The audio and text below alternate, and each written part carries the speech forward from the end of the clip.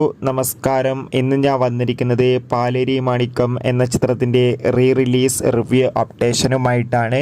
വീഡിയോയ്ക്ക് മുൻപ് video like ചെയ്യുക, ചാനൽ സബ്സ്ക്രൈബ് ചെയ്യാൻ വേണ്ടി ശ്രമിക്കുക.